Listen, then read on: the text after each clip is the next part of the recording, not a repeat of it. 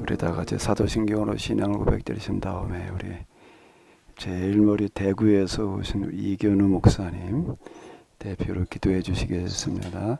전능하사 천지를 만드신 하나님 아버지를 내가 믿사오며 그 외아들 우리 주 예수 그리스도를 믿사오니 이는 성령으로 잉태하사 동정녀 마리아에게 나시고 본디오 빌라도에게 고난을 받으사 십자가에 못 박혀 죽으시고 장사한 지 사흘 만에 죽은 자 가운데서 다시 살아나시고 하늘에 오르사 전능하신 하나님 편에 앉아 계시다가 저리로서 사한 자와 죽은 자를 심판하러 오시고 성령을 믿사오며 거룩한 공회와 성도가 서로 교통하는 것과 죄를 사하여 주시는 것과 몸이 다시 사는 것과 영원히 사는 것을 믿사옵나이다. 아멘.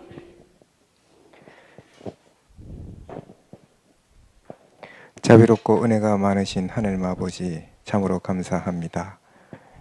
주께서 뜻을 정하여서 또 이곳에 믿음이란 무엇인가를 가지고 하나님의 마음을 알아가며 믿음 가운데 서기를 원하는 마음으로 오랜만에 케노시스 영성 세미나를 열게 하시니 참으로 감사를 드립니다. 아멘. 믿음이 없이는 하나님을 기쁘시게 못한다고 하셨습니다. 믿음으로 하나님을 찾는 자들에게 하나님을 보여주시고 좋은 것을 응답하야겠다고 약속하셨으나 우리는 그 믿음을 과연 하나님께서 원하시는 믿음을 가지고 가는 것인지 우리의 욕망과 야망과 자기의 뜻을 이루기 위해서 그를 사용하는 것은 아닌지 이 세미나를 통하여서 바른 믿음에 거하는 복된 시간이 될 수 있도록 도와주시옵소서. 아멘. 참으로 그리하여서 하나님께서 이 마지막 시대에 하나님의 찾는 믿음의 사람이 되게 도와주시고 하나님의 뜻을 이루는 주님의 통로가 될 수 있도록 은혜를 베풀어 주시옵소서. 아멘. 사랑하는 목사님을 통하여 계시하여 주신 주의 복된 말씀들을 목사님께서 우리에게 풀어주실 때에 하나님의 마음으로 하나님의 심정으로 전달되게 도와주시고 듣는 저희들 또한 갈망하는 마음과 소망하는 마음으로 간절히 받아서 하나님을 알아가는 데 부족함이 없도록 은혜를 베풀어 주시옵소서. 아멘. 저 이제 처음 시작입니다. 마지막 시간까지 참으로 하나님께서 베풀어 주시는 말씀의 귀한 은혜와 풍성함들이 마음껏 부어지는 시간이 될 수 있도록 도와주시고 또 함께하는 동역자들 서로 기하고 존경하는 마음으로 바라보며 축복하며 하나님 나라의 아름다움을 누리는 복된 시간이 될 수 있도록 은혜를 베풀어 주시옵소서. 아멘. 모든 것을 주님께 의탁하옵고 거룩하신 예수님의 이름으로 기도드리옵나이다. 아멘. 예. 감사합니다. 아까 소개는 대충 이렇게 다 드렸는데 우리 금방 기도해 주신 우리 대구에서 오신 이견우 목사님 그 사모님 우리 좀 박수 좀 한번 해주시기 바랍니다. 지금 멀리서 이렇게 오셨는데요. 그리고 또 우리 팀즈로 들어와 계시는 분들도 계시고 또 팀즈가 안 돼가지고 또 아마 유튜브로도 지금 송출이 되는 거는 여기 우리 등록하신 분들 가운데에서 그 링크를 보내드린 분들만 또 이렇게 보게 하는 뭐 그런 장치가 뭐가 있대요. 우리 저 유튜브 저 팀즈에 들어와 계시는 분들 좀 괜찮으시면은 카메라를 좀 켜주시면은 네 고맙겠습니다. 홍성균 목사님, 이따 좀 또 김준수 장로님, 또 여러분들 들어와 계시는데요. 팀제 현재 접속되어 있는 분이 지금 23명으로 나와 있습니다. 예, 우리 다 같이 서로 위에서 좀 박수 좀 한번 해주시면은 고맙겠습니다. 코로나 때문에 저희가 몇 년 동안 못 하고 있다가 그동안 아마 온라인으로는 좀 했던 것 같은데 오프라인과 같이 겸해서 하는 건 지금 여러 해 만인 것 같습니다. 2박 3일 동안 힘든 시간 내가지고 오셨는데요. 다 귀하고 좋은 시간들 되시기 바랍니다. 자, 온라인에도 올려놨고 또 지금 교재로도 만들어놨는데 이번 2박 3일 동안 우리가 뭘 생각해 보는 거죠? 이 믿음. 좀 뭐 주제가 이상하지 않나?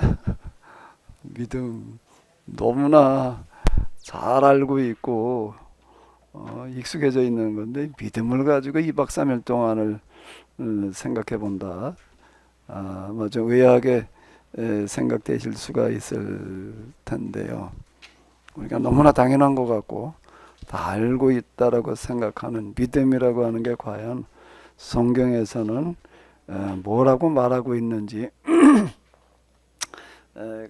같이 한번 생각해 보는 시간을 가지겠습니다. 중간에 언제든지 필요하시면은 뭐 질문 또는 부연 설명을 해주시면은 되겠는데, 그건 팀주도 가능하니까 말씀을 언제든지 해주시고요. 특히 여기 대면으로 참석하신 분들이 말씀하실 때는 지금 무선 마이크가 2개가 준비가 되어 있거든요. 마이크를 가지고 말씀을 해주셔야지 팀즈나 유튜브로 들으시는 분들한테 송출이 되니까 그 부분을 좀 지켜주시면은 고맙겠습니다. 자, 믿음이라고 하는 게 도대체 뭐냐? 이게 뭐 너무 익숙해져 있고 잘 아는 어떤 이런 건데, 믿음이라고 하는 게 뭔가 좀 같이 생각을 해봐 주시기 바랍니다. 믿음이라고 하는 게 도대체 뭐냐라고 하는 것에 대해서 우리 교리에서는 뭐라고 말하고 있는가 라고 할 때, 교리, 정통교리에서 구속사라고 하는 관점에서 이렇게 보는데요.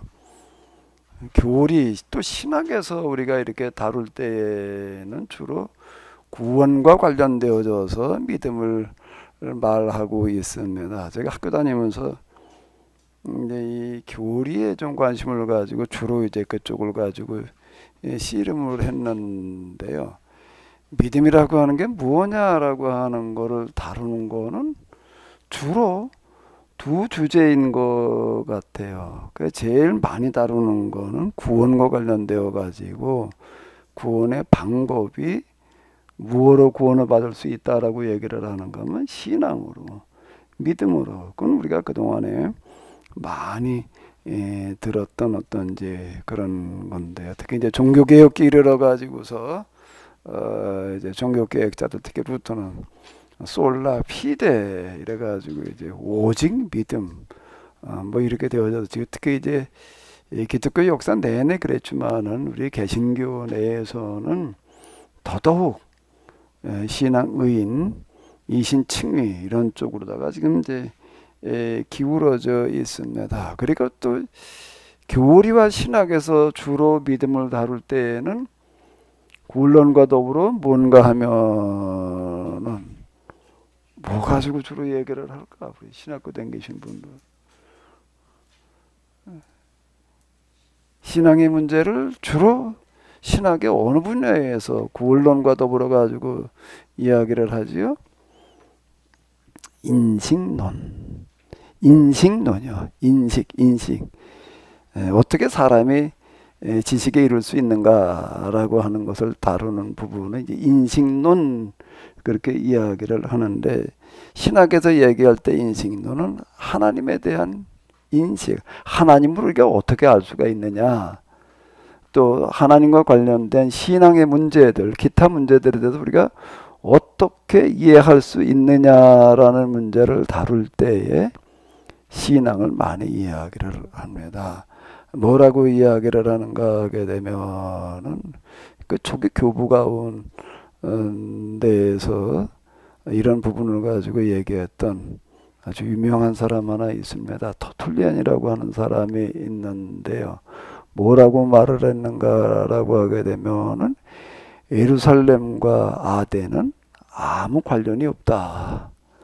자, 이런 명제로 이제 그 유명한 사람이 있습니다. 그냥 여러분들이 한번 그 명제를 한번 놓고 생각을 해봐요. 예루살렘과 그리스의 아테네는 아무 관련이 없다. 뭘 말하려고 그러는 걸까요, 이게요? 예루살렘은 뭘 말하는 거죠? 신앙, 믿음. 그 다음에 아테네는요, 이성이에요, 이성. 이성. 신앙의 세계에는 하나님에 대해서 우리가 아는 거는 이성으로는 안 된다. 이제 이렇게 이야기를 했는데 그 타이틀이 뭔가 하게 되면 예루살렘과 아테네는 어떻다고요? 아무런 상관이 없다. 자, 이렇게 얘기를 해서 그게 그 이후 보수 정통 쪽에서 주류로 이어졌습니다. 그다음 뭐라고 얘기를 하려는가 하게 되면 이해하려고 한다면은 어떻게라? 먼저 믿어라. 먼저 믿어야 그리고 나서 이해가 된다. 그래도 이걸 뭐라고 그러는가 하면 이성에 대한 신앙의 우위. 이성이 위에 있고, 자, 신앙이 위에 있고, 그 다음 뭐가 있다는 거야?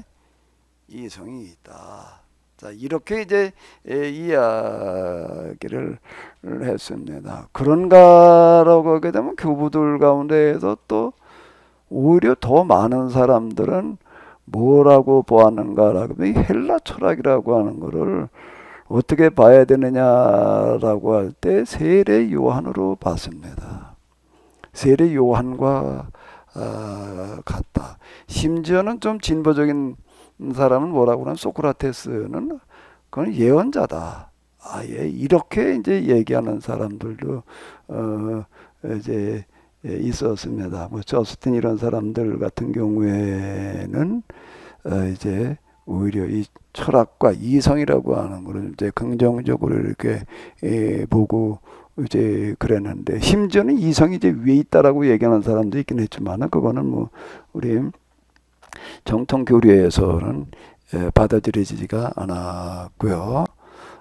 이제 초기만 하더라도 주로 신앙이 위에 있다라는 쪽이 지배적인 견해였습니다. 이렇게 이 신앙의 위, 먼저 믿어라라고 하는 걸로 신학을 정리해 놓은 대표적인 사람이 누구죠?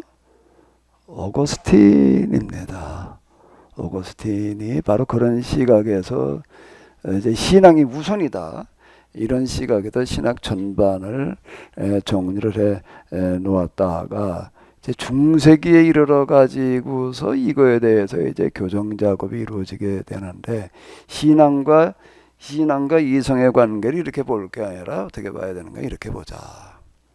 이제 이렇게 이제 조화, 신앙과 이성의 조화, 이제 이렇게 이제 얘기하는 경향이 주로 중세기에 이르러 가지고서 자리를 잡았는데, 그 사람이 누군가 하면 누구예요? 아퀴나스 신학은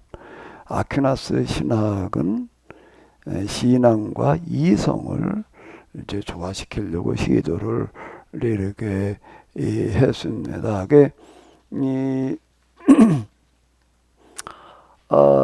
신앙이 위에다라고 얘기하는 쪽은 그리스 철학에서 어디에 기초를 했는가라고 하게 되면 플라톤 철학이에요. 플라톤 철학에서는 어떻게 봤는가라고 하게 되면 완전한 세계는 어디에 있다라고 봤는가 하면 이데아에 있다, 영에 있다라고 이렇게 보는 거고요. 이제 이 현상의 세계는 그 밑으로다 이렇게 봤습니다. 이렇게 어떻게 봤냐면 이데아의 세계가 있고 그때 현상의 세계가 있는데, 현상의 세계는 뭐라는 거예요? 이데아의 세계의 하나의 모상, 그림자에 불과하다, 이런 구조였어요. 이 도식을 가지고서 이제 신학을 전개시키는 사람들은 신앙이 위에 있다, 이런 식으로 보는 거예요. 그 이성은 그 아래에 있는 거다, 이제 이렇게 보는 건데, 아퀴나스에 이르러 가지고서 신앙과 이성을 이제 이렇게 수평으로 놓고 보는 거예요. 이건 그리스 철학 가운데 어디에 기초를 해야 될까요? 어디에 기초를 해야 되겠어요? 아리스토텔레스요. 왜? 플라톤 철학과 아리스토텔레스 철학의 그리스 철학의 양대 산맥인데, 이데아의 세계가 현상의 세계 위에 있다, 현상의 세계는 이데아의 세계는 모상이다라고 얘기를 할 때에는 이제 그 사람들이 추구하는 근본은 아르케라고 불렀는데, 이 아르케라고 하는 거가 이데아의 세계에 있다. 자, 이렇게 보는 거고요. 그런데 이제 그의 제자였던 아리스토텔레스는 아르케라고 하는 게 보이지 않는 관념의 세계인 이데아에 있는 게 아니라 어디에 있다고 보는 거예요? 현상의 세계 가운데에서 개체 속에, 각 개체 속에 들어있다. 자, 이렇게 보는 겁니다. 이걸 가지고 이제 신학을 전개시키다가 보니까 신앙과 이성을 수평으로 이렇게 이제 보게 되는 거예요. 그럼 구원론에 있어서도요, 이게 어떻게 전개가 되어질까요? 신앙이 이성 위에 있다라고 하게 되면은 구원의 방식이 뭐에 있다라고 하는 걸 강조하는 경향으로 갈까요? 믿음이라고 이렇게 보는 거예요. 믿음으로 구원받는다 이렇게 얘기를 하는 거고, 그러니까 수평으로 놓고 보게 되면은요, 어느 쪽을 강조하게 될까요? 행위로 강조하게 되는 거예요. 이게 중세 신학의 구원론은 우리 개신교와는 전혀 다른데 행위 구원론이었습니다. 그 행위가 둘로 나뉘어졌는데, 행위가 둘로 나뉘어서 윤리가 중세 기독교 윤리는 둘로 나뉘어졌습니다. 수도원 윤리가 있고 세속 윤리가 있는데, 그럼 무엇로 구원받느냐라고 하게 되면은 무슨 윤리를 실천할 때 구원받는다는 거예요? 수도원 윤리를 실천할 때 구원이 있다. 자, 이렇게 이야기하는 거였습니다. 루터가 길을 가다가 친구하고 길을 가다가 친구가 벼락을 맞아가지고 그 자리에서 죽었다고요. 그 충격에 이제 수도사의 길로 접어들었다. 그 왜 그런가 하게 되면 죽음의 공포 때문에 구원받아야 되겠다라고 해가지고 수도의 길을 갔다라고 하는 겁니다. 그 수도를 통해도 구원받으려고가 무진 노력을 해봤지만은 안 되는 거예요. 갈라디아서를 보니까 아주 그는 이렇게 얘기를 하고 있어요. 수도를 통해서 구원받으려고 했던 사람, 구원받을 만큼 수도를 한 사람이 있다라고 한다면, 그런 사람을 하나를 고른다면 나다. 이렇게 아주 대놓고 얘기를 하는 거예요. 나만큼 수도를 열심히 한 사람이 있으면 나와봐라. 이렇게 이제 얘기를 하는 거예요. 20년 수도를 하다가 이거 가지고서는 안 되겠다라고 하는 그런 절망에 빠져 있다가 이제 로마서 읽어 내려가다가 이제 신앙은 믿음으로 구원받는 데 이르렀다는 건 그런 이야기가 되는 겁니다. 이제 믿음의 문제가 주로 신학에서 많이 이야기될 때는 구원론하고 또 하나는 뭐라고요? 인식론 분야다. 조금 이제 어려운 이야기일 수 있는데요. 그래서 사실 이제 이런 부분들이 조금 이해가 돼야지, 대략은 알고 있어야지 오늘 우리가 도대체 뭘 하고 있는 건가, 또 뭘 어떻게 이해해야 되는가라고 하는 게 좀 보이게 됩니다. 이런 부분들에 대한 게 신학 전반에 대한 흐름, 과거 우리 교회 사회에서 신학이 어떻게 흘러왔는가, 주요 주제들이 각 시대마다 무엇이었는가라고 하는 것에 대해서 이제 조금 우리가 이제 볼 필요가 있는데요. 근데 이제 어쨌든 이런 과정에서 특히 우리 개신교 신학은 종교 개혁자들 이후에 전적으로 어디로 방향을 바꿔 놨는가 하면 어디로 방향을 바꿔 난 거예요? 이신칭의로 간 거예요. 그러니까 솔라피데라고, 그걸 솔라피데라고 루터가 어떻게 했냐면 핏대를 올렸다고요. 진짜 핏대를 올리고 얘기를 할 만큼 아마 갈라디아서하고 로마서 주석을 한번 읽어보세요. 그 루터의 책을 읽으려면은 상당한 인내력이 필요한데, 저도 좀 뭐 헛소리 또 하고 뭐 장황하다 그러는데, 난 루터의 책을 읽어 내려가면서 나는 그 사람 발사기도 뭐 안 된단 말이야. 야, 원 정말 이걸 어떻게 듣고 앉아 있었나 이런 생각이 들 정도로다가, 그런데 그게 그 사람의 강의가 선풍적인 바람을 몰고 왔어요. 그리고 왜 이렇게 핏대를 올리면서 그냥 같은 소리를 반복하는가라고 하게 되면은 중세 철학의 핵심을 뒤집어 놓느라고 이제 그랬던 건데, 어쨌든 그 이후에 우리는 신앙의인, 그리고 이제 구원이 어디에 있는가 하면 영혼도 어디에 언제 구원받는다는 거야? 내세 이론 쪽으로다가 이렇게 이제 기울어져 갔다 라고 하는 겁니다. 그러니까 오늘 우리는 이제 신앙 그러면 일단 뭐 우리 믿음으로 구원받아 그냥 이게 아주 딱 각인이 돼 있잖아요. 그 믿음이 뭐냐 그러면 주로 이런 쪽에서 믿음을 얘기하려고 그러죠. 그다음에 하나님이 있다 없다 뭐 이런 거 뭐 기타 등등 이렇게만 지금 접근이 되고 있다라고 해도 과언이 아닐 텐데요. 이제 오늘 이 믿음이라고 하는 거에 대해서 그동안 우리가 가지고 있던 이 고정관념을 한번 좀 다시 짚어보자라고 하는 의도로다가 지금 이제 이런 시간을 좀 마련을 했습니다. 교리에서 얘기하는 거고 성경이 얘기하는 게 같으면 좋은데요. 같으면 좋은데 같지 않는 경우들이 많이 있을 수 있습니다. 특히 이 믿음이라고 하는 게 그런 거 같은데 그 성경에서는 뭐라고 그러느냐. 성경에도 믿음에 관해서 얘기하는 구절이 많이 있죠. 근데 이번에 이제 제가 히브리서 11장을 가지고 좀 이제 지금 믿음이라고 하는 것을 좀 짚어보려고 그러는데요.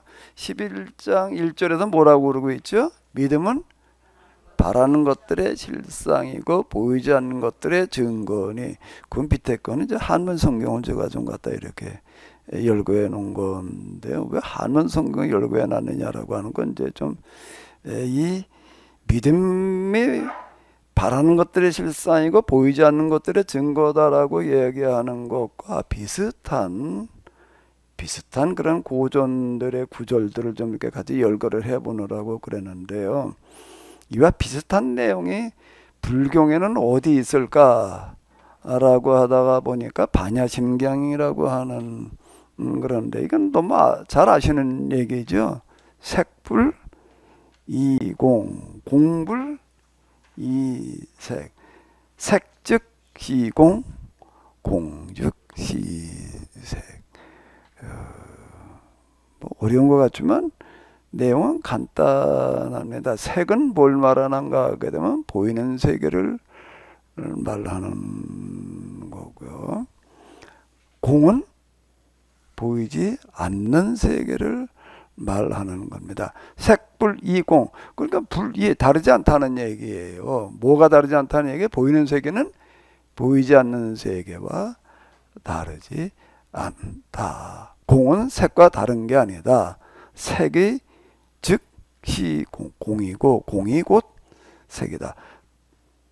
보이는 세계가 보이지 않는 세계고 보이지 않는 세계가 곧 보이는 세계다라고 이렇게 이야기를 하고 있습니다. 근데 불경에서 이제 요 구절이 사실 이게 현대에 넘어와 가지고 근래 이게 이게 인문학 분야에 지대한 영향을 끼치고 있는데요. 제가 세미나에서 이제 누차 얘기를 한 것처럼 현대에 이르러 가지고 이 인문학과 과학이 따로따로 갔잖아요. 특히 과학자들은 인문학과는 상관이 없다라는 쪽으로 이렇게 가다가 어디쯤 간 다음에 이게 아니었다. 우리가 인문학의 도움을 받지 않고서는 과학의 발전이 있을 수 없다라고 해가지고서 이제 인문학으로 다시 돌아왔습니다. 그런 시도를 뭐라고 부르는가 하게 되면 통섭이라는 단어가 90년대 말에 이르러서 나왔어요. 일반적으로 이렇게 많이 쓰이게 되는 어떤 이런 거가 그건 왜 그런가 하면 물리학에서 계속 연구를 하다가 이제 현미경이 발전을 해가지고서 작은 세계로 계속 들어가서 보니까는 아주 극미세 세계로 이제 이렇게 들어가니까 극미세 세계를 다루는 걸 양자로 이렇게 얘기하는 것 같은데 거기에 들어가서 보니까 이 물질의 세계와 정신의 세계가 구분이 안 된다 라고 하는 거가 입증이 되는 거예요. 이래가지고서 이제 여기에서부터 이제 하나의 큰 반전이 일어나가지고 그전에는 과학은 이 철학하고는 뭔 상관이 있냐, 이제 철학 없이도 우리는 얼마든지 가능하다, 철학은 아무 도움이 안 된다라고 생각을 했는데 이게 아니다라고 하는 건데 요 구절이 많이 영향을 줘가지고요 90년대쯤부터 서양 사람들 특히 엘리트들이 동양 사상에 지대한 관심들을 가지게 됐습니다. 그건 뭔가 하면 이 동양에서 얘기한 옛날 그 고전에 놀라운 게 들어있다 라고, 특히 이제 그 불경의 요구조를 이제 가지고서 관심을 가져가지고서 불교가 90년대 말부터 2000년대 접어들면서 서양의 그 엘리트들에게 아주 대대적으로 확산된 이유가 여기에 있습니다. 근데 불경에서 이 말을 할 때는 뭘 말하려고 그러는 걸까? 이걸 가지고 뭘 말하려고 그러는 거지요? 뭘 말하려고 그러는 거예요? 보이는 세계와 보이지 않는 세계는 같다라고 이렇게 얘기해. 색이 공이고 공이 색이다라고 얘기를 하는 건 뭘 말하려고 그러는 거예요? 보이는 세계에 집착하지 마라. 미련 가지지 마라. 다 부질없는 일이다라고 하는 것을 얘기하려고 하는 측면에서 이렇게 얘기를 했다라고 하는 건데요. 그런데 놀랍게도 이게 물질의 세계 원리와 이치와 부합을 해요. 놀랍게도요. 그 이제 뒤에 조금 이제 동양 사상을 좀 들어가서 보게 되면은 같은 현상이 나타나는데, 그건 왜 그런가라고 하게 되면 불교에도 추구하는 각이라고 하는 거, 깨달음, 해탈이라고 하는 거는 뭘 얘기를 하냐면 삼라만상의 원리와 이치를 터득하는 거다. 자, 이렇게 이야기를 합니다. 그 다음 그 명상이라고 하는 거를 많이 얘기는, 명상하는 시간에 뭘 하는 건가? 누가 그냥 바른박 쳐다보고 앉아가지고 뭐 면벽 이렇게 얘기를 하는데, 도대체 그 많은 시간 뭘 하는 거냐라고 한다면은 뭘 하는 거라고요? 삼라만상의 원리와 이치를 터득하려고 하는 노력과 시도. 그거를 이제 이끄는 사람을 가리켜서 이제 큰 스님 뭐 이제 이렇게 얘기를 해가지고 수련온 사람들한테 이제 명상하는 동안 생각할 과제를 이제 줍니다가 화두 뭐 그런데 거 이렇게 보게 되면은 뭐 진짜 문자 그대로 구름 잡는 얘기 같은 것들이 많아요. 뭐 인생은 10원짜리 동전 뭐 그걸 생각을 하라 뭐 이제 이런 식인데, 뭐 그 비슷한 얘기도 우리가 많이 알고 있죠. 그 다음에 이제 역경이라고 하는 게 있는데요. 자, 천하, 무, 천하에 없다는 거예요. 뭐가 없다는 거죠? 상극지리, 서로 상극이라고 하는 건 없다는 겁니다.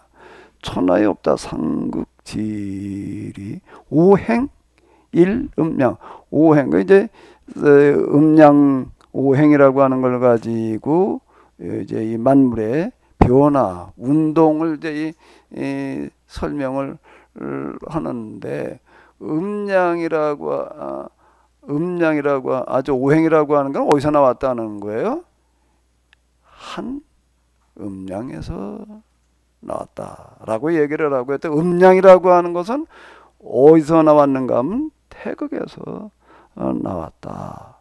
그래서 미상리야.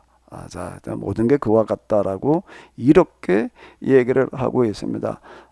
반대되는 거, 상반, 서로 반대되는 건 어떻게 하는 거라는 거예요? 서로 완성시키라는 거다. 이루어주는 거다. 이렇게 이야기를 합니다. 그냥 우리가 잘 알고 있는, 이거는 이제 역경에 들어있는 구절은 아니고요. 이제 측전 무후 때 누가 뭐 한 소리인데 하도 그냥 절대 권력을 가지고 지멋대로 하니까 물구필만 이라고 하는 이제 이 기만직경이라고 하는 상소 물렸다라고 하는 건데, 만물은 극의 일이면 반전이 일어난다. 그것도 차면은 이제 기운다. 뭐 이제 이렇게 얘기를 하게 되는데요. 그 다음에 또 이제 동양 철학 가운데 뭐가 있나 하면 이제 도경이라고 하는 걸 이렇게 보게 되면은, 제가 이제 이 히브리서 11장 1절과 비슷한 사상이 뭐가 있을까 좀 이렇게 뒤져보는 거예요. 뒤져보다 보니까 이렇게 하는데, 유무 유무 어떻다는 거죠? 상생. 유한무는 반대잖아요. 반대인데 서로 상생, 서로 살려주는 거다. 이런 얘기가 되는 거예요. 난이 상성. 어렵고 쉬운 것도 또 서로 돕는 거라고 이렇게 얘기를 하고 있습니다. 장당 상교. 길고 짧은 것도 서로 같이 지금 서로 기대고 있다. 이렇게 반대가 아니라는 거예요. 고화 장단 상교 고화 상경. 높고 낮은 것도 또 마찬가지라는 얘기고 음과 성도 서로 조화를 이루고 있다라고 하는 거. 그 전후 앞서고 뒤선 것도 서로 따르고 있다라고 항상 그렇다. 자 이렇게 얘기를 하고 있고요. 이게 도경에서는 무위 자연. 우리가 이제 상선 약수라고 하는 건 뭔가 하게 되면 무위 자연. 인위적으로 하려고 그러지 마라. 그냥 자연. 물로 흐르듯이라고 하는 거를 이제 여기서는 이로 삼고 있는데 무유자연이라고 이렇게 얘기하. 상선 약수 최고에서는 물과 같은 데에 있다라고 하는 거고 해 불량수 여기다 써놓지는 않았는데 해 불량수는 뭔가 바다는 어떤 물도 거부하지 않는다. 뭐 이제 이런 식으로 이야기를 합니다.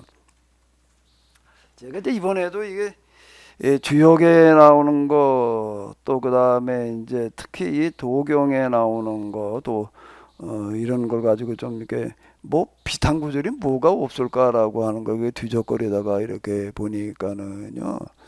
제가 이번에 다시 한번 생각을 한 게 뭔가 하면 제가 그 경험한 3부에서 얘기하는 영성의 경험이라고 하는 거가 무에서 얘기하는 거고 아주 유사한가라고 하게 되면 역경과 도경에서 얘기하는 거고 너무 유사하다. 근데 너무 다른 거는 뭐가 너무 다른가 하면은 도무지 이건 맞지 않는다라고 느껴지는 거는 뭐였을까요? 뭐였을까요? 수도사들의 글이에요. 수도사들의 얘기는 제가 경험한 거하고는 너무 안 맞아요. 너무 달라요. 근데 내용으로 봤을 때 그렇다는 겁니다. 내용으로 봤을 때 그러는데 근데 이 역경과 특히 도경의 무사상이라고 하는 거가요. 내가 이번에 무사상 어디 좀 얘기하는 걸 보면 내가 놀란 게, 야, 이건 내가 얘기하는 무하고 어떻게 이렇게 비슷하지가 아니라 같지? 이렇게 느껴지는 거예요, 제가요. 왜 그럴까요? 왜 이게 제가 경험한 영성이 수도사하고 가까워야 될까요? 아니 주역이나 또는 도덕경에 대해 얘기하는 거고 가까워야 될까요? 제가 경험한 영성이 주역이나 도덕경에 가깝다는 거예요. 근데 너무 내가 어떤 그런 친근감이 느껴지는 부분이 너무 많아요. 왜 그럴까 이걸 어떻게 이해를 해야 돼? 임재천 목사님. 임재천 목사님 이번에 아마 머리도 쥐가내질 것 같은데. 창조의 그 이치와 원리를 어느 정도 보아서 글림스라고 흙빛 본면이 있어서 통하는 부분이 있죠. 일반 운총으로도 통하니까. 우리 임재천 목사님은 제 얘기를 생전 처음 들으신 분이어가지고 내가 좀 걱정을 했는데 이걸 어떻게 좀 이해가 될까. 근데 놀랍게 이해를 하시네. 저는 하나님 경험을 통해서 뭘 만났는가 하면 창조의 원리와 이치를 만나는 거기 때문에 그래요. 그 이전에는 창조의 원리자 하나님의 창조라고 하는 데 초점을 맞춰놨지 세상 만물의 원리와 이치 이거는 생각해 본 적이 없어요. 여기다 초점을 맞춰 본 적이 없는데 하나님을 경험하고 난 다음에 이렇게 보니까는 뭐가 보이는가 하면 비로소 세상의 원리와 이치 역사의 흐름이라고 하는 게 그리고 더 나가서 학문의 세계가 보이는 거예요. 학문의 세계가 이걸 다루는 거기 때문에 그러는 거기 때문에 그전에는 철학이라고 하는 거가 철학은 아예 얘기할 것도 없고 신학의 세계도 어렵더라고요. 어거스틴의 이런 책들도 뭐 들여다보게 되면은요, 뭔 얘긴지 자 이게 완전 구름 잡는 얘기처럼 들려지는 거예요. 철학의 세계로 들어가면 뭐 더더구나 그렇고요. 근데 하나님을 경험하고 났더니 비로소 어거스틴이 무슨 얘기를 하고 있는 건지를 이해를 하겠는 거예요. 내가 아퀴나스를 가지고 좀 씨름을 하고 대학은 논문을 쓰고 그랬지만은요, 그 한 부분을 가지고 좀 끄적거리다 만 거지.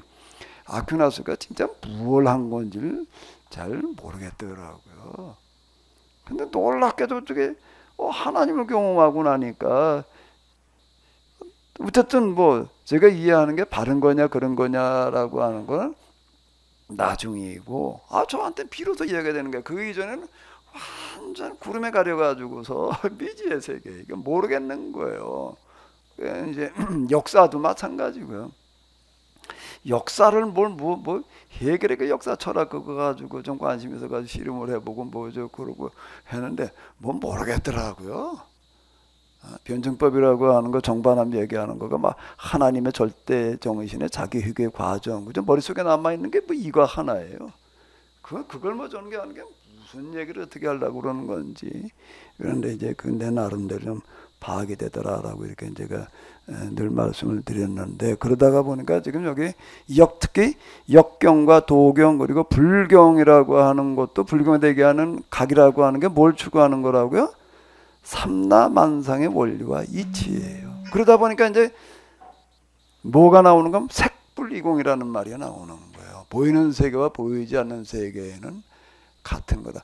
제가 하나님의 세계를 영의 세계를 경험하고 나서 제일 먼저 놀란 거는 영의 세계는 수도사들의 글 뭐 기타 등등 영성가들 얘기를 통해 가지고서는 특별하다라고만 들었습니다.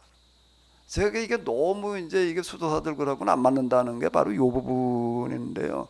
수도사들 영성가들 기독교 영성가들의 글을 읽어보게 되면 하나님의 세계는 그건 특별한 세계예요. 특별한 은혜가 임하는 뭐 이렇게 얘기를 하는 거예요. 근데 막상 나도 그 특별한 세계에 들어가가지고서 뭐 무슨 하나님과 뭐 합일이 되는 뭐 어떤 거라고 그래가지고 이렇게 가고 가다가 보니까 영의 세계나 물질의 세계나 같은 원리가 지배하더라. 그러니까 수도사들의 글과는 너무 맞지 않는다는 게 이거예요. 거긴 특별하다고 얘기를 하는 거예요. 이 세계는 다르다는 거예요. 근데 여기 오니까 색불이공이라고 그러는 거예요.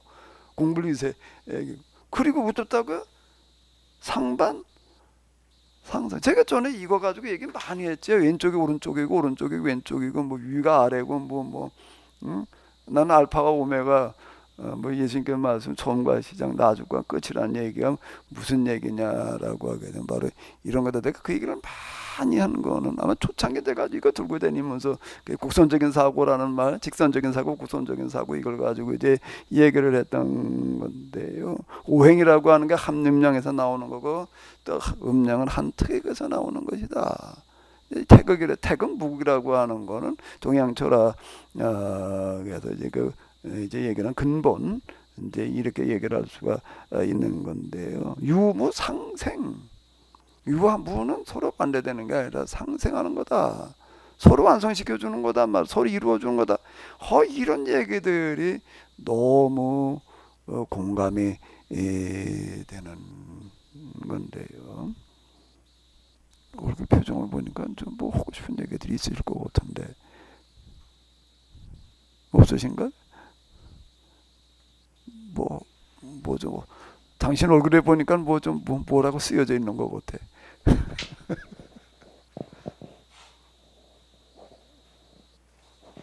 네, 불경, 역경, 도경에 있는 이런 말씀들은 진짜 삼라만상의 원리와 이치, 또 창조의 원리와 이치, 또 인간 삶의 그 모든 과정들을 이렇게 보니까 결국은 이렇더라 이렇게 깨달음에서 나온 거기 때문에 이해가 되는데, 이거하고 지금 성경의 믿음, 우리는 지금 믿음에 대해서 배우는 공부하고 좀 뭔가 또 새롭게 다시 생각하기 위한 건데, 근데 밑에 있는 세 가지하고 우리가 말하는 믿음하고는 글쎄 뭐 어떤 연관성이 있는지 좀 저는 잘 이해가 안 됩니다. 그걸 다룰 거예요 이제부터.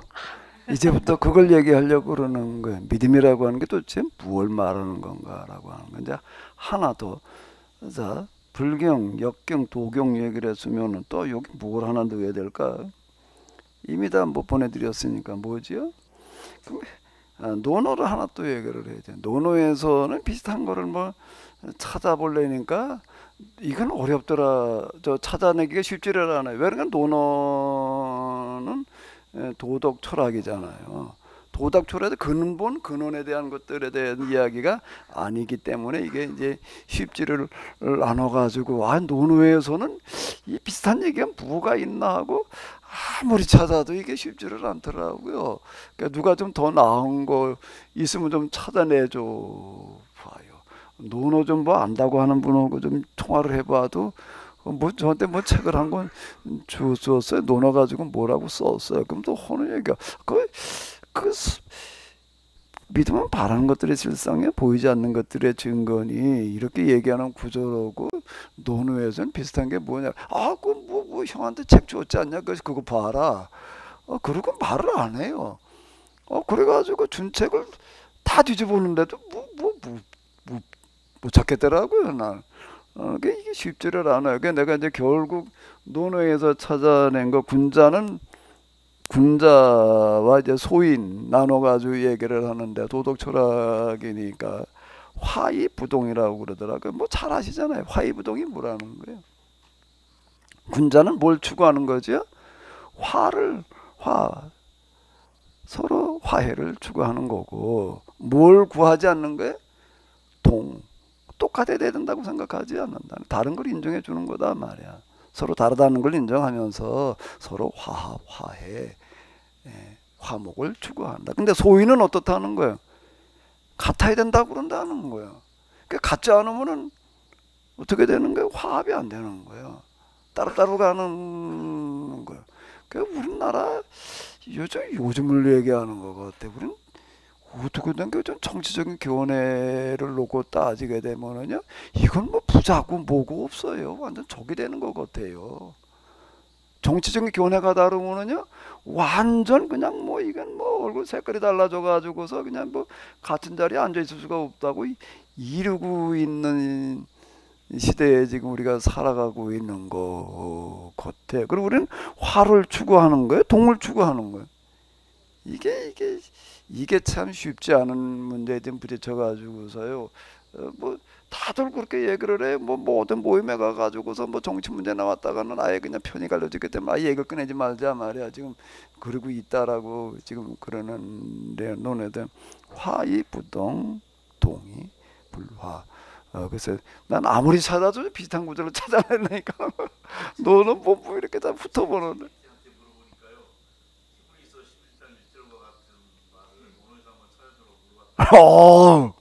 뭐라고 찾았어요? 뭐예요? 어제 설명을 좀 해.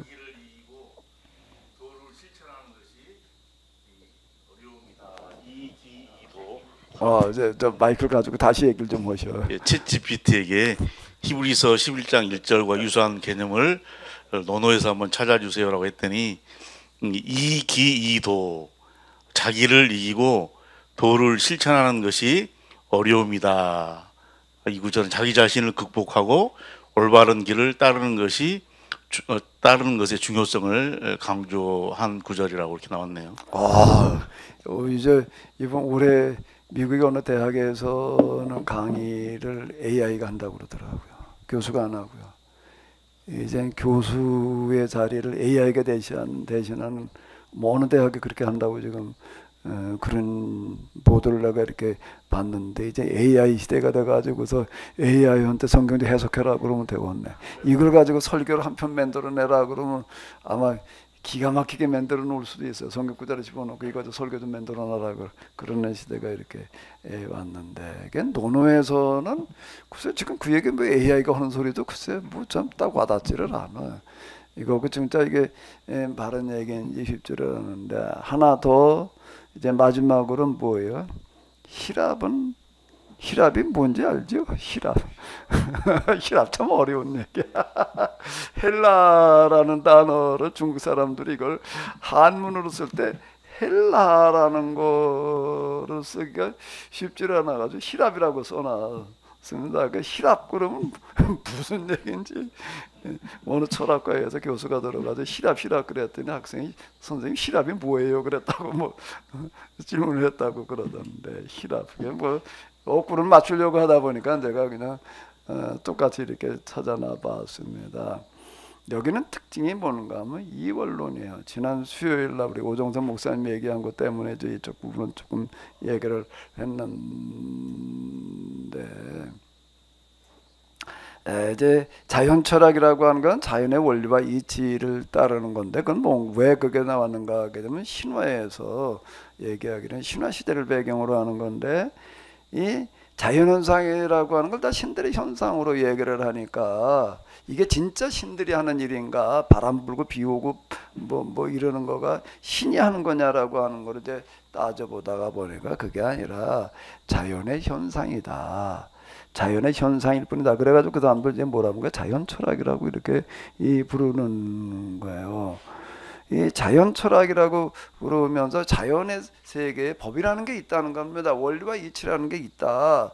이제 그것일 뿐이다. 그걸 이제 발견하는 건 주로 뭘 가지고 발견을 하는 거지요? 자연 세계를 관찰하는데 자연 세계 뭘 관찰을 해야 되나? 별자리, 해와 달과 별이 운행하는 것을 보면서 이게 주기적인 일정한 하나의 규칙이 있잖아. 이게 자연법이라고 하는 거가 비로소 나오게 되는데 이게 그 이후 인문학에 있어서 지대한 영향을 끼치게 됩니다. 사람이 어떻게 살아야 되느냐라고 할 때에 자연의 원리와 이치에 따라야 된다. 그러니까 동양 철학에서 자연 철학에 해당되어지는 게 뭔가 하면 역경, 도경인데 이거예요. 자연의 원리, 무유자연이 이 얘기예요. 자연이 운행하는 대로 따라가야 된다. 물 흐르듯이 이렇게 얘기를 하는 거기 때문에 어떻게 살아야 되느냐라고 하는 것도 자연의 원리와 이치에 따라야 된다. 자 이렇게 이야기를 하는 겁니다. 그건 헬라에서도 마찬가지예요. 우리가 어떻게 살아야 되느냐라고 할 때에 자연의 원리와 이치라고 하는 건데 그 우리가 따라야 될 기준이라는 게 뭐냐. 도경에서는 물처럼이라고 얘기를 하는 거예요. 근데 히랍에서는 인문학으로 넘어오면서 뭐라고 얘기를 하는 거지요? 자연의 원리와 이치 그걸 뭐라고 그러는가 아르케 근본 이렇게 얘기하는 그게 그러면 어디서 우리가 그걸 찾아볼 수 있느냐라고 할 때에 하나는 관념의 세계에서라고 얘기를 하는 거고 하나는 어디서 얘기를 하는 거예요? 자연의 세계라고 얘기를 하는 거예요. 왜 자연의 세계라고 하지 않고 관념의 세계라고 그래? 자연의 세계를 보니까는 이게 다 불완전해 보이는 거예요. 뭐든지요. 그러니까 불완전한 세계에서 우리가 근본을 우리가 어떻게 따라야 될 기준을 찾아낸다는 거는 어렵다. 그래서 관념의 세계로 넘어가는 거예요. 생각의 세계에서는 완전한 생각할 수가 있잖아요. 그 생각의 세계를 뭐라고 부르는 거예요? 생각, 이데아, 아이디어. 이데아의 세계, 생각의 세계라는 얘기예요. 근데 관념론이 여기에서 이제 나오게 되는 건데 그다음 그 생각을 중요시 하는 겁니다. 그래서 날 때부터 가지고 나오는 생각이라는 게 또 있어요. 생득관념이라고 또 이렇게 얘기를 하는 거야. 생득관념이라고 하는 건 뭔가 사람 죽이면 안 된다는 건 그건 누가 가르쳐 가지고서 아는 게 아니다 말이야. 그건 타고나는 어떤 이런 거지. 그 선험적인 뭐 이런 얘기들도 이제 여기서 나오는 이제 철학 전개할 때 이제 이런 얘기가 이렇게 되는 거거든요. 그 이후 서양 철학에서도 양자산명의 이제 관념론과 그다음에 반대는 또 뭐예요? 경험론으로 나아가게 이렇게 되는 거예요. 그 근본이라고 하는 기준이 완전한 기준이라고 하는 거는 어디에 있다라고 얘기를 하는 거죠? 생각의 세계에 있다. 이데아의 세계에 있다. 이렇게 본 거고요. 그게 아니라 보이는 세계에 있다라고 얘기하는 사람은 누구예요? 그건 아리스토텔레스. 보이는 세계의 개체 속에 들어있다. 개체, 모든 개체에 이렇게 통용되어지고 있는 보편성이라고 하는 이런 것 속에 근본이 들어있다. 이제 이렇게 이야기를 하게 되는 거거든요. 근데 이제 여기에 더 큰 영향을 끼치는 어떤 이런 거는 뭔가 하게 되면은 이데아와 현상에서 나눠놓는 이원론이었다라고 하는 겁니다. 그러니까 영은 완전한 세계에 속하는 거고, 이제 육은 아니다. 그리고 거룩한 것과 속된 것은 이제 다르다. 금욕주의, 쾌락주의 이런 것들이 이렇게 나오게 됩니다. 그러니까 여기 동양과 서양이 나뉘어지게 되는데, 자, 여기는 이제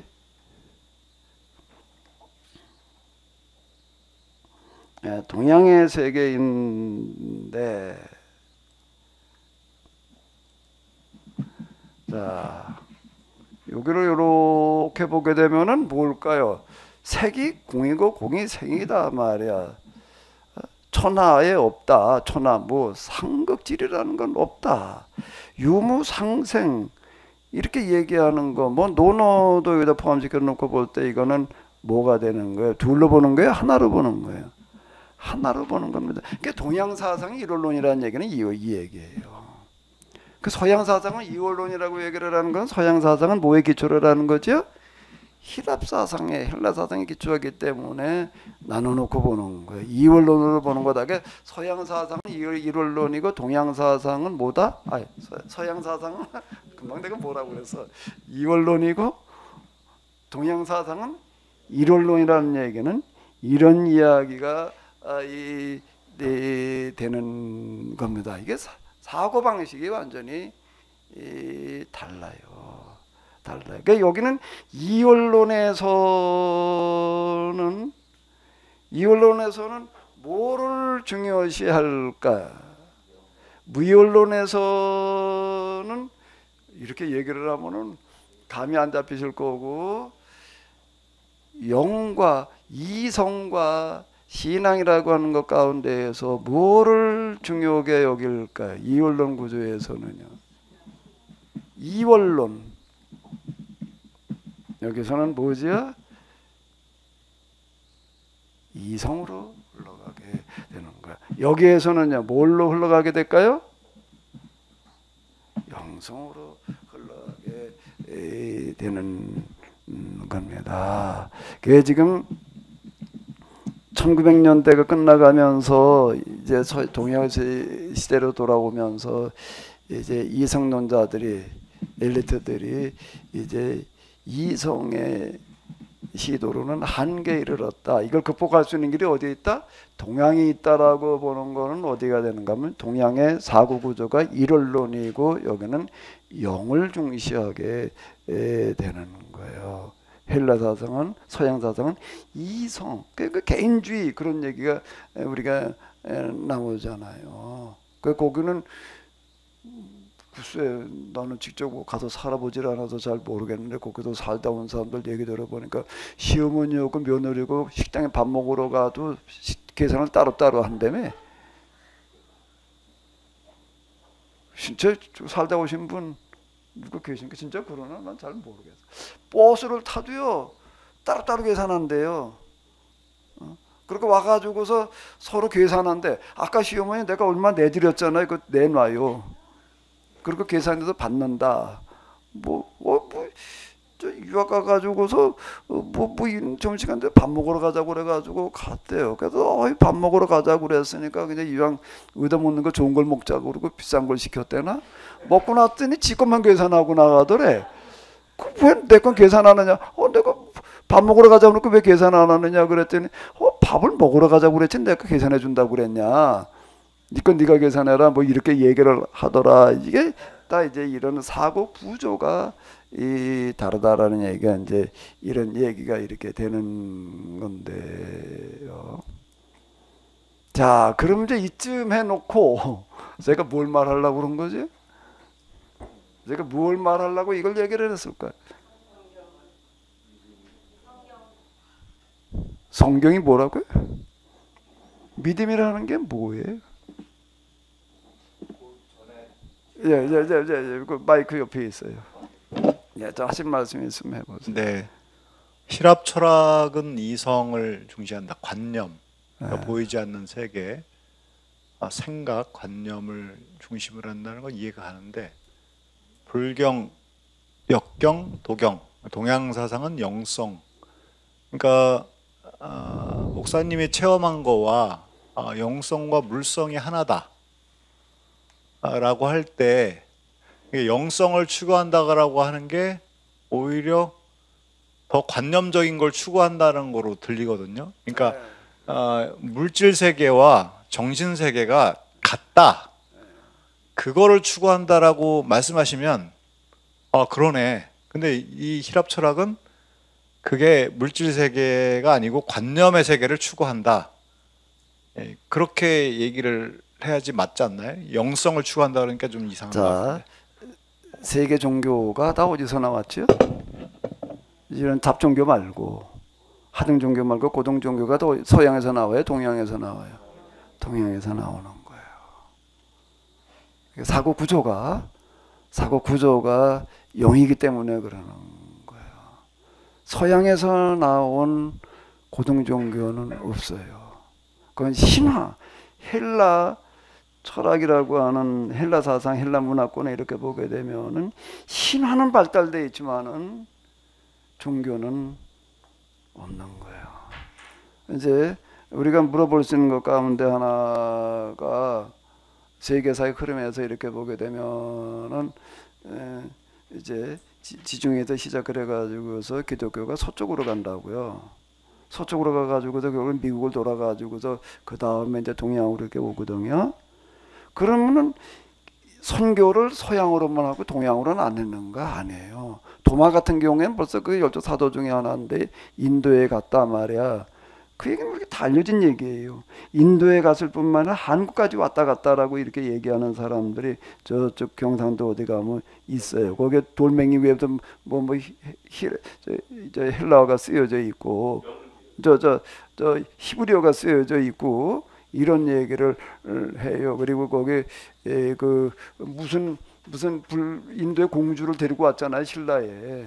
그럼 누가 데리고 왔는가 하게 되면 그게 도마였다. 자, 이렇게 이제 아주 그 근거들을 제시하는데 꽤 그럴 듯하게 이야기들을 해요. 그리고 당나라 때만 하더라도요, 저 주로 경교, 그 네스토리우스 일파가 되겠는데 당나라의 선교가 활발하게 됐고요. 당나라를 통해 가지고 신라까지 왔어요. 신라까지 왔다라는 증거는 어디에 있는가 하면 그 부분에서 십자가가 나오는 거예요. 그건 객관적인 사실이에요.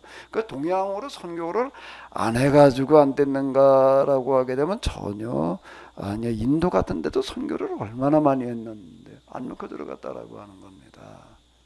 안 넣고 들어간 거예요. 결과적으로다가는요.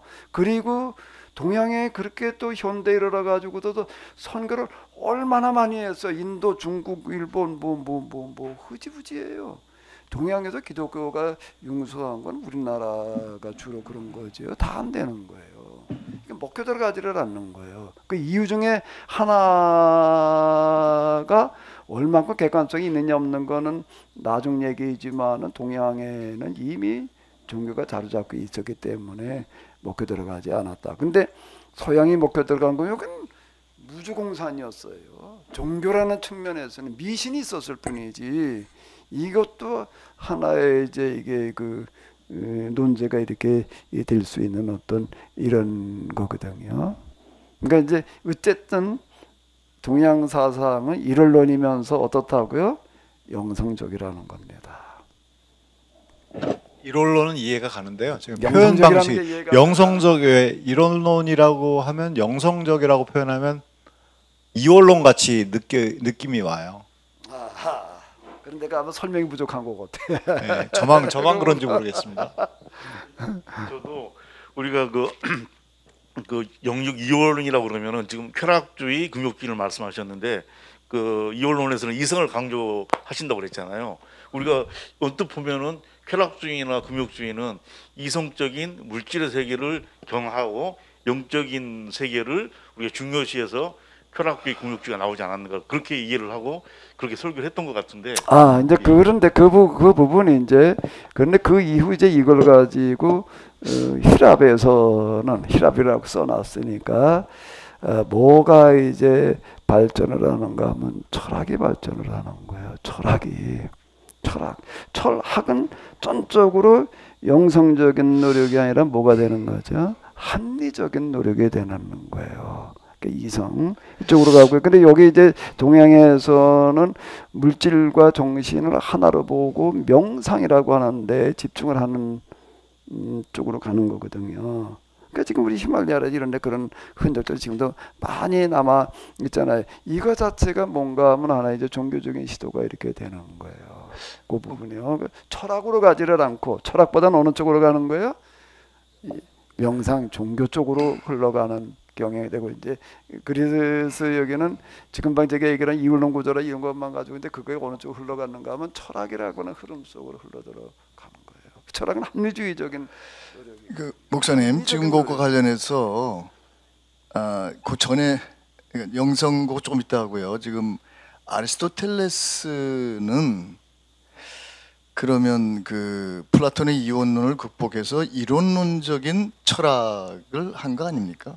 그러니까 서양이 이원론이라고 할 때는 아리스토텔레스는 물질 속에 속에 보편이 들어 있다는 걸로 해서 이게 본질과 현상 이거를 하나로 그러니까 이론론이 어떤 의미에서는 이론론적인 철학으로 이렇게 발전시킨 거 아닌가 하는 게 하나 질문이고요. 있어요. 그런 성격을 가지고 있어요. 네. 그러나 역시 이성이고 철학이죠. 분석적이고. 근데 지금 영성과 이성에서 영성을 지금 남교수 형님이 뭐라 그랬죠? 좀 정신적인 것 또는 요렇게 느낌이 온다 그랬는데 그래서 그 영성이라는 개념을 용어 그걸 우리가 이제 정의를 좀 정확하게 하는 게 필요할 것 같아요. 저는 지금 목사님이 쓰시는 영성 할 때는 영성은 경험과 관련되는 거예요. 영성은 어디 이 영적인 세계, 그러니까 영성, 스피리추얼리티라는 것이 경험, 하나님 경험이라는 거 하고 그다음에 토텔리티, 전체성, 그거를 얘기해 주는 그 개념으로 알고 있거든요. 영성이라는 게. 그러니까 이게 물질, 정신, 뭐 영혼적인 이런 게 아닌 개념인데 제가 볼 때는 그래서 이게 아주 혼동이 됩니다. 영성과 네. 일단 먼저 아리스토텔레스 철학이 플라톤 철학에 비해 가지고 이론론적인 성격이 강한 거예요. 그건 왜 그런가 하게 되면은 보편자라고 하는 거가 아르케라고 하는 거가 이데아의 세계에 있는 게 아니라 어디에 들어 있다고 보는 거예요? 현상의 세계에 개체 속에 있다라고 이렇게 보기 때문에 그러니까 그 아리스토텔레스 철학을 가지고 신학을 전개시키는 아퀴나스는 신앙과 이성을 어떻게 보는 거예요? 이렇게 보지를 않고요. 이렇게 수평으로 보는 거예요. 그런 이유 때문에 수평으로. 근데 플라톤 철학을 가지고 얘기를 할 때 이제 이렇게 보는 거예요. 이렇게 보는 어떤 이런 거. 그 영성이라고 얘기를 할 때에는 지금 우리가 이제 동양 사상에서 이렇게 볼 때의 그 명상이라고 하는 것들을 이제 중시하는 것처럼 명상이라고 하는 거가 생각의 속에서 깊은 사고를 유발하는 그런 부분들이 있어요. 여기도 이제 삼사만생 원리와 이치를 깨달으려고 하는 어떤 이제 이런 부분들이 불교 속에서도 있고 이제 그런데요. 명상이라고 하는 이건 토론 문화라든지 어떤 이런 쪽으로다가 이제 가는 그런 쪽보다는 문자 그대로 명상, 개인적인 어떤 그런 시도로 들어가기 때문에 그게 이제 그 영적인 활동으로다가 이어지게 되죠. 그리고 이 부분은 합리적인 노력이라고 하는 거는 논리적인 결과를 도출하는 데 초점을 맞추는 거예요. 그런데 이 영성적인 노력이라고 하는 것은 감성에 기초한 경험이에요.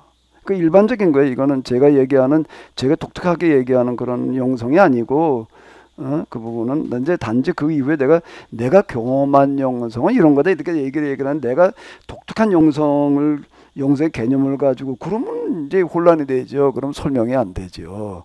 그럼 난 완전 따로 놀아야 되는 거지 대화를 할 수가 없는 거예요. 그런 부분에 있어서는 그러니까 보편적인 걸 가지고 시도를 해야 되는 거죠. 일단 성격이 그렇다라고 하는 건데 그 이후에 이렇게 보게 되면 이제 헬라 철학은 이원론 그리고 이제 철학 문화로 가는 거고요. 철학 문화로 가는 거고 동양은 무슨 문화로 가는 거예요? 일원론 종교 문화로 가는 거다. 라고 하는 거예요. 흐름 자체가 그렇게 왔어요. 흐름 자체가 이건 제가 그렇게 이해하는 게 아니라 세계 정신문화사 자체가 그렇게 갔다라고 하는 겁니다. 자, 이제 이걸 기초로 해서 제가 이제 뭘 얘기하려고 하는가라고 하게 되면 성경에서 얘기하는 믿음이라고 하는 거는 인문학적인 용어로다가 이걸 다시 바꿔 얘기를 할 땐 뭐라고 얘기를 할 수가 있느냐 이제 요걸 제가 이제 얘기하려고 그러는 거예요. 우리 믿음이라고 하는 거는 신앙적인 용어예요. 철학적인 용어가 아니에요. 이걸 인문학적인 인문학의 용어로다가 신앙을 바꿔 놓는다라면은 뭐라고 얘기를 할 수가 있을까요? 자, 일단 헬라에서는 근본, 본질, 핵심 뭐 다 좋은데 그걸 뭐라고 불러는가 하면 아르케 또는 로고스 이런 용어로다가 얘기를 했다고. 그리고 이걸 추구하는 거를 아르케를 본질을 로고스를 추구하는 거를 뭐라고 불렀냐면 철학이라고 불렀어요. 철학이라고 하는 건 지혜에 대한 사랑, 필로소피라는 얘기 자체가 이제 이걸 얘기를 하는 건데 지혜에 대한 사랑, 지혜라는 말과 여기서 얘기하는 진리라고 하는 거는 뭐 아마 같은 동의어로 써도 아마 크게 다르지 않을 거예요. 진리를 추구하는 게 철학이다. 이제 이렇게 얘기를 하니까 필로소피라고 하는 그 단어를 중국 사람들이 번역을 할 때 철학이라고 번역을 해놔서 이게 우리가 철학 이제 그렇게 철학이라는 단어를 지금 우리가 쓰는 거예요. 그런데 지금 불경에서는 해탈을 추구하는 노력을 뭐라고 부르는 거지요? 각이라고 이렇게 얘기를 한다고요. 각이라고 불러요. 그 다음에 여기 역경이나 도경이나 이쪽에서는 논어도 포함해가지고 뭐라고 부르죠? 도라고 얘기를 하는 거예요. 자, 여기서는 이걸 뭐라고 부른다고요? 철학이라고 부르는 거고, 불교에서는 뭐라고 부른다는 거예요, 이제? 각이라고 부르고, 또 여기서는 또 뭐라고 불러요? 도경이라는 말 자체가 도다 이런 이름으로다가 이제 흘러왔어요. 정신문화사가. 그러면 믿음은 종교적인 용어인데 뭐라고 우리가 한번 단어를 바꿔볼 수가 있을까요? 믿음은 뭐에 해당되어지는 거죠? 인문학적인 이런 흐름에 비춰놓고 본다면은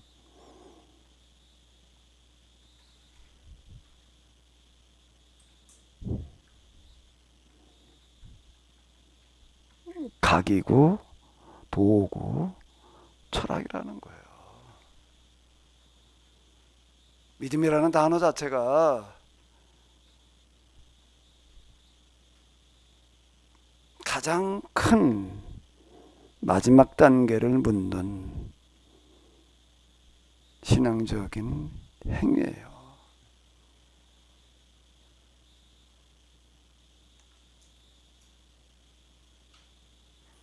믿는다라는 얘기는 인문학적인 용어로 다시 바꾼다면은 동양 철학으로 얘기를 한다면은 불교와 동양 철학 구분해 가지고 얘기를 하자고요. 뭐라고 얘기를 해야 되나? 난 믿는다라는 신앙 고백이에요. 신앙 고백은 뭘 말하는 거지요? 인문학적인 표현을 써가지고서 도경으로 얘기를 해봐. 믿는다는 게 뭘 어떻게 한다는 거야? 득도했다는 얘기야. 불교용으로 얘기를 한다면은 뭘 어떻게 한다는 얘기야? 깨달았다는 얘기야.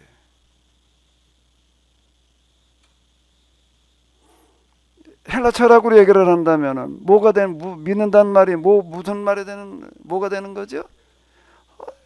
지혜에 도달했다, 진리를 터득했다는 얘기가 되는 거고요. 그거에 대한 기독교적인 성서적인 종교적인 용어가 뭐라고요? 믿는다 라고 하는 거예요.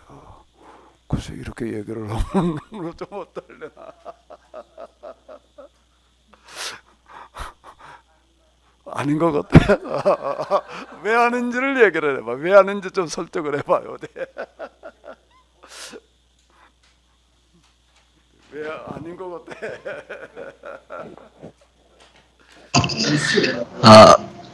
목사님 그렇게 말씀하시면 그 도나 각이나 철학을 하는 건 아무나 할 수 없어 보이는데 믿는 거는 누구나 할 수 있는 걸로. 진짜 누가 얘기를 하시는 거지?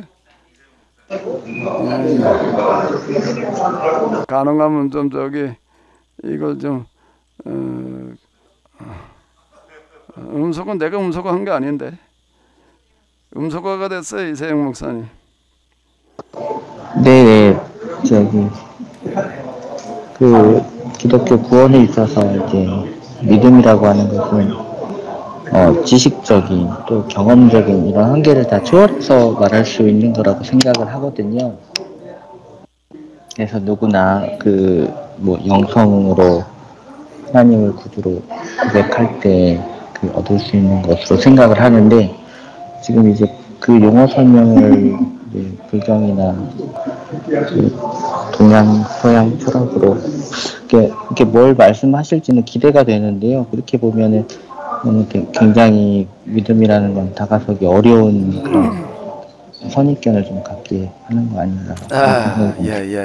이세영 목사님 그 말씀도 충분히 이해가 돼요. 아유 그렇게 어려운 득도의 세계라고 한다면 해탈의 세계라고 믿는다는 걸 얘기를 한다면은 진리를 터득하는 헬라 철학으로 얘기를 한다면 그런 게 믿는다라고 한다면은 그걸 어떻게 이런 느낌이 들지요? 아닌가? 이세영 목사님만 그런가? 또 당신은 뭔 소리 할까? 아닌 것 같다는 게 뭐가 아닌 것 같다는 거예요?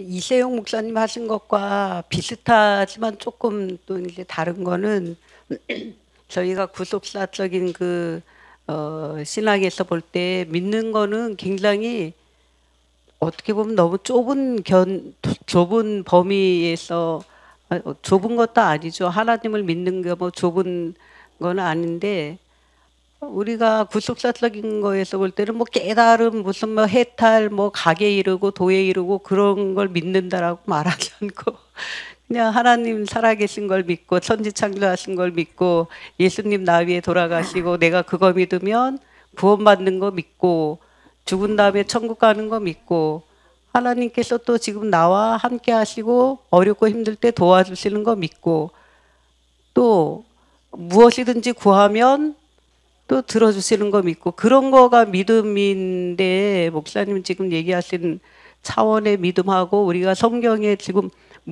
글자로 이렇게 써 있는 믿음하고는 좀 많이 너무 거리가 멀죠. 너무 거리가 뭔가 이렇게 얘기를 하게 되면 당연히 그 어려운 거를 그게 믿는 거라고 그럼 난 거긴 근처도 갈 수가 없겠네 이런 생각이 들 수가 있어요. 자, 또 좀 얘기해 보세요.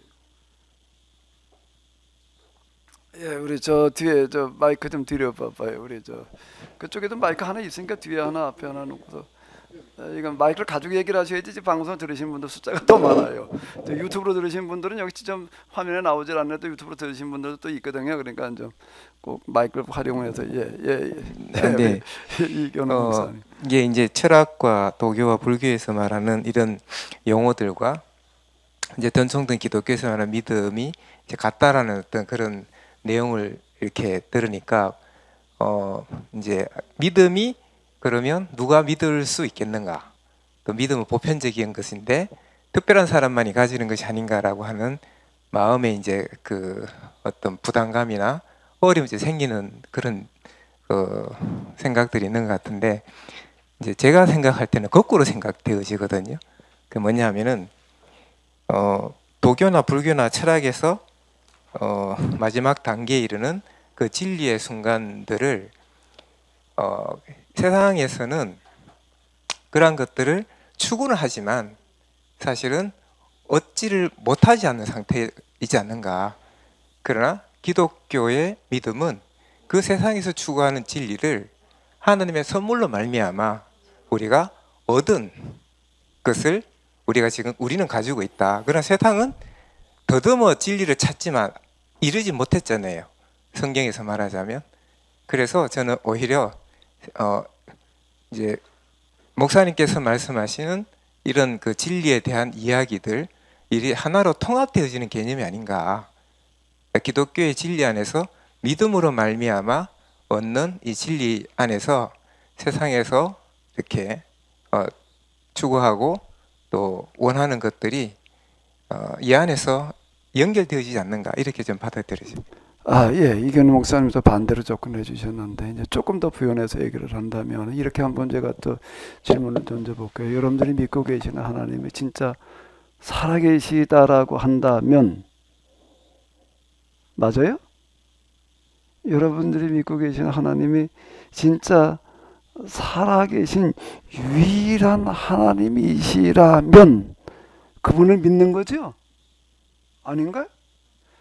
얼굴 표정 보니까 딴 하나님 믿는 것 같으네. 왜 아멘을 안 해? 자, 다시요. 다시 한번 정의를 해봐요. 여러분들이 믿고 계시는 하나님 진짜 유일하신 참 하나님이시라면 아멘? 그럼 그분이 진리여야 되지 않나요? 근본이어야 되지 않나요? 아니, 지혜여야 되지 않나요? 원리고 이처여야 되지 않나요? 아니에요? 그건 상관없어요?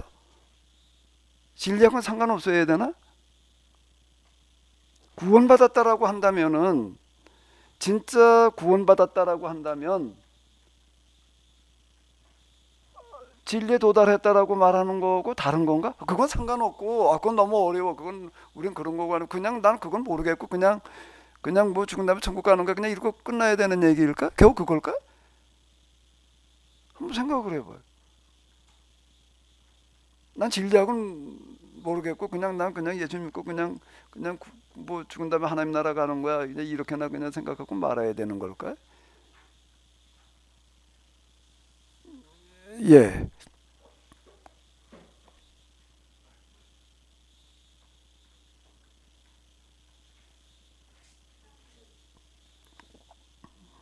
지금 목사님께서 질문하신 그 내용에서 여러 가지 이제 얘기들이 나오는데, 이제 그 관점이 지금 믿음에 있어서 그게 자율이나 타율이나 쪽에 지금 초점이 맞춰지다 보니까 지금 이렇게 방향이 이렇게 흘러가는 것 같은데, 저는 지금 목사님께서 지금 이렇게 해석해 주는 것이 마땅하다고 느껴지는 게, 믿음이라는 것도 단계와 수준이 다 있지 않습니까? 근데 최종적인 단계에 있어서 그게 정의되지 않으면은 믿음에 대해서 뭐라고 우리가 이해를 하겠습니까? 그러니까 각 도, 철학 이런 모든 것들이 결국 그 도교면 도교, 유교면 유교, 뭐 또 뭐죠? 불교면 불교에 있어서의 최종적인 어떤 것에 대한 정의가 아니겠습니까? 그러니까 우리도 믿음에 대해서 이런 어떤 자율이나 타율이나 그보다도 또 어떤 수준에 있어서의 믿음을 이해하는 것보다도 정말 최고의 개념으로서의 정의가 될 수 있는 믿음에 대한 것을 말씀하신 거라면 이런 그 결론, 이런 개념 정의가 마땅하다고 저는 생각합니다. 예. 제가 기독교 신학에서 믿음을 가지고 다루는 주요 두 주제가 하나는 구원론이고 또 하나는 뭐였다고요? 인식론이었다. 인간이 어떻게, 특히 우리가 어떻게 하나님 또는 그와 관련된 지식에 이를 수 있느냐, 그건 믿음이라고 그랬다고. 이건 최고의 정신활동을 얘기하는 거예요. 이 믿음이라고 이렇게 얘기를 할 때는 이성적인 노력이라는 게 포함된 최고의 정신활동으로서의 믿음을 말하는 것이지, 신앙이 이성 위에 있다라고 할 때 이건 없애버려. 그건 이성적인 노력, 합리적인 거는 그냥 다 치워버리고 그냥 믿게나 해, 이렇게 얘기를 하려고 그러는 거는 아니라, 그니 이성적인 활동 가지고서는 도달할 수 없는 차원이라는 걸 말하는 거예요. 하나님의 세계는, 하나님은, 신앙의 그런 문제는 합리적인 노력 가지고서는 도달할 수 있는 게 아니다. 합리적인 노력을 하지 말아라, 그건 필요하지 않다라고 말하는 게 아니라고요. 그러면 신학이라는 것 자체가 성립이 안 되지요. 그럼 뭘 하는 거예요? 그러면은 그 다음에 이제 하나님에 대해서 우리가 알려고 한다면은 물질의 세계를 대상으로 할 때는 합리적인 노력이라는 게 동원되지만, 하나님의 세계는 그거는 합리 가지고서는 안 된다. 신앙이어야 된다. 근데 그 신앙이 뭘 말하느냐는 걸 조금 더 이제 우리가 따져볼 필요가 있는 건데, 그 신앙이라고 하는 건 최고의 정신활동의 차원을 말하는 거다라고 하는 거가 얘기가 되는 거지. 예. 정석으로 좀 정리를 해봐요.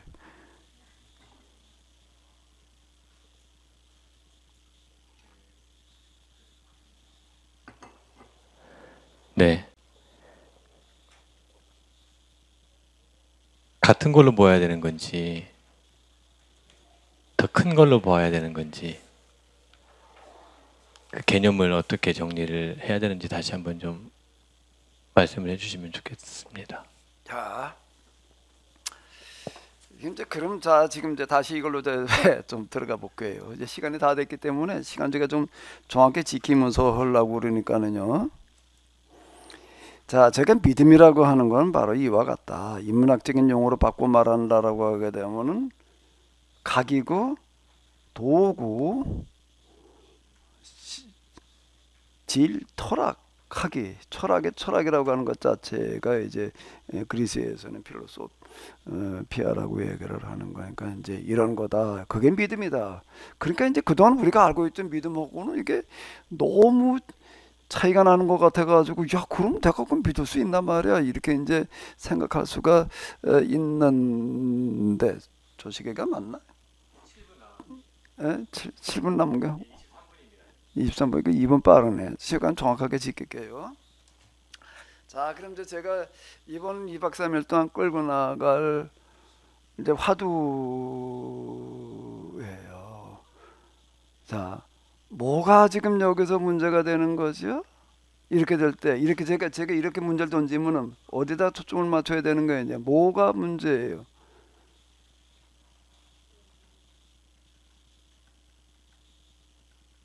자, 이거 이제 철학, 종교 이렇게 나눠도 되지만, 여기서 인문학, 이제 철학, 그럼 자꾸 헬라 철학으로만 이제 이렇게 규정이 되다 보니까 이제 그냥 묶어서 인문학이라고 그러자고요.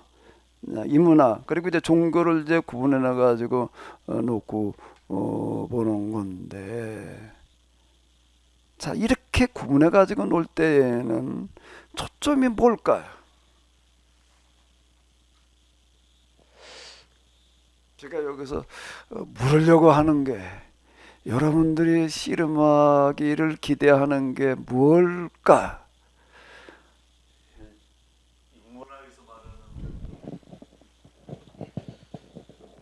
인문학에서 말하는 믿음과 또 성경에서 말하고자 하는 믿음이 다른 것일까?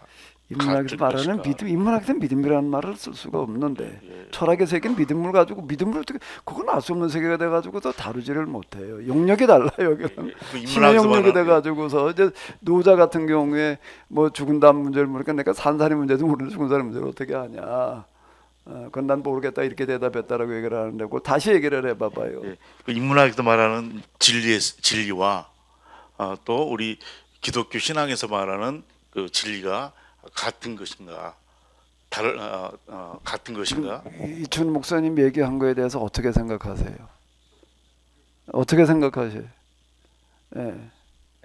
저는 이제 옴내로 끝내야 돼. 제 생각, 이춘 목사님에 대한 답변이 아니라, 이제 아까 여쭤봤던 것처럼 이게 포함 관계가 정확하게 그어져야 그 다음 질문이 추가적으로 이어질 것 같은데 이제 그 질문이 방금 이춘호 목사님께서 하셨던 질문의 흐름이고 또 제가 지난 수요일에 예배 드릴 때 철학 혹은 이제 인문학이 가지고 있는 한계 그러면은 종교의 믿음 혹은 종교가 그것에 대한 어떤 보완제인가 이런 게 따라가는 질문들이 있을 수 있을 것 같아서 각 철학 이것이 기독교 종교의 믿음보다 그러니까 믿음이 더 큰 개념이냐 아니면 전부 다를 포괄한 개념이냐 이런 것에 대한 아니면 같은 거냐 이렇게 좀 정리가 미리 될 필요가 있겠다 싶어서 말씀을 드렸던 겁니다. 그건 지난 우리 수요일 날도 얘기한 것처럼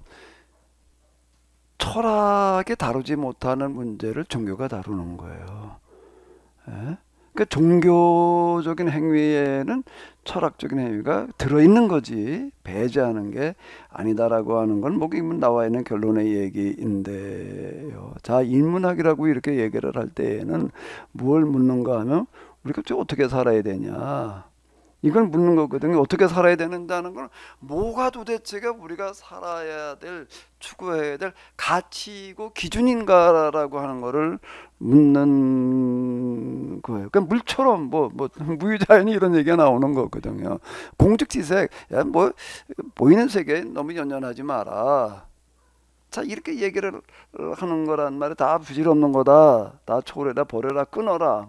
이제 이런 식으로 이제 얘기를 하는 거고, 유교에서는 도덕철학이니까 인, 효.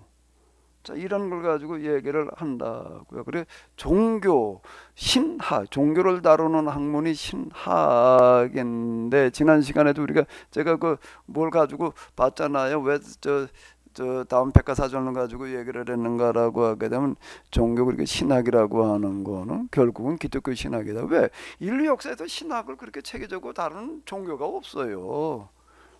불교가 있다라고 해도 불교는 신학이 아니에요. 불교는 철학이라고 부르지 신학이라고 부르지를 않는 거예요. 결국에 가서는 신학을 가지고 얘기를 하면 기독교 신학으로 이제 귀결된다. 이제 백과사전의 얘기예요. 제 얘기가 아니라 그걸 가지고 제가 얘기를 하려고 하는 건데, 자, 그러면 이제부터 이제 앞으로 이제 남아있는 여기 몇 사람 제가 이렇게 쭉 선발을 해놓은 사람들을 통해서 이제 뭘 묻는가라고 하면 믿음이라는 게 도대체 뭐냐라고 얘기를 할 때에 뭐가 가치이고 우리가 따라 살아야 될 기준이라고 얘기를 할 때에 어떻다는 거죠? 금방 이 목사님 조금 더 설명을 해봐봐요. 인문학에서 말하는 그 진리의 세계와 성경에서 말하는 세계가 다르지 않다. 다르다는 거예요. 다르다는 거예요. 다르다는 거예요. 어떻게 살아야 되느냐라고 하는 문제에 있어서 철학에서 헬라 철학 그러면 어디라고요? 일단요, 헬라 사상이야. 철학이라는 용어 자체가 그렇게 나온 거예요. 그리고 왜 그럼 철학이라고 하는 거? 동양 철학도 있는데 철학이라는 말에 동양에서 나오지를 않았어요. 도구 각이고 이렇게 얘기를 했지. 근데 이제 서양 철학의 세계를 지배하다 보니까 현대에 이르러서 그러다 보니까 철학 그러면 당연히 그냥 서양 철학 이제 이렇게 동시되는 어떤 그런 경향이 있는데, 철학에서 추구하는 가치와 삶의 기준과 종교, 특히 신학, 성경에서 얘기하는 거는 다르다는 거예요. 다르다는 거예요. 기준 자체가 추구하는 가치 자체가 다르다라고 얘기를 할 때 지금 우리가 야, 이게 믿음이라는 단어가 민문학인 용어로 바꾸면 철학이고 도구 각이야. 그건 나하고는 너무 거리가 멀어. 아니면 그건 이미 어쩌고 저쩌고 얘기하는 그런 괴리감이라고 하는 어떤 이런 것들의 문제가 어디에서 나오는가라고 할 때에 우리는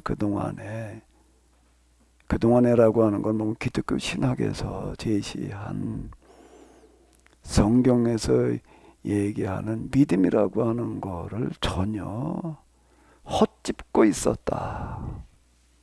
잘못 짚었다는 걸 제가 전제로, 이건 그동안에 세미나에서 누차 얘기를 하고 지적한 겁니다.